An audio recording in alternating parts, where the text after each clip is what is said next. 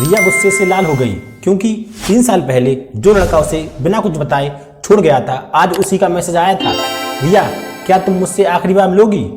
रिया और टीटू की मुलाकात कॉलेज में हुई थी। दोनों अजनबी थे पर कॉलेज के दौरान इतनी दोस्ती हो गई कि दोनों को ऐसा लगा जैसे वो बरसों से एक दूसरे को जानते हों और जल्द ही उनकी दोस्ती प्यार में बदल गई। एक दिन टीटू ने रिया को शादी के लिए प्रपोज कर दिया। रिया ने भी हाँ कर दी और दोनों ने शादी की तैयारी शुरू कर दी। लेकिन शादी के ठीक एक हफ्ते पहले टीटू गायब हो गया। ना कोई कॉल ना मैसेज। रिया के पास कोई जवाब नहीं था। वह टूट चुकी थी। कुछ साल बीत गए और धीरे धीरे रिया ने अपनी जिंदगी में आगे बढ़ने की कोशिश की।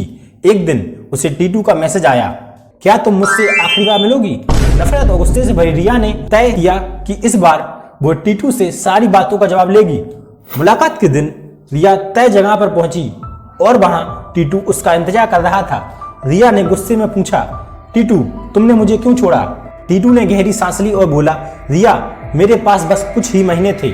मुझे एक जानलेवा बीमारी थी और मैं नहीं चाहता था कि तुम मेरी वजह से परेशान रहो। मैं चाहता था कि तुम आगे बढ़ो और खुश रहो, इसलिए मैंने तुम्हें छोड़ दिया था। रिया ये सुनकर हैरान हो गई और उसकी आंखों से आंसू बहने लगे। तभी टीटू ने अपनी जेब से एक चिट्ठी निकाली और उसे रिया को दे दिया। लेटर में लिखा था, मैं आज तुम्हें ये सब बताने आया हूँ क्योंकि अब मेरे पास जीने के लिए और टाइम है। डॉक्टर ने कहा है कि अब मैं ठीक हूँ। रिया की आंखों में खुशी और आंसू दोनों थे।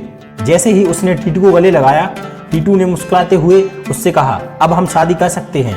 रिया ने भी हाँ कर दी और दोनों ने हंसते हुए एक नई शुरुआत का सपना देखा। लेकिन अगले ही दिन टीटू को डॉक्टर का फोन आया।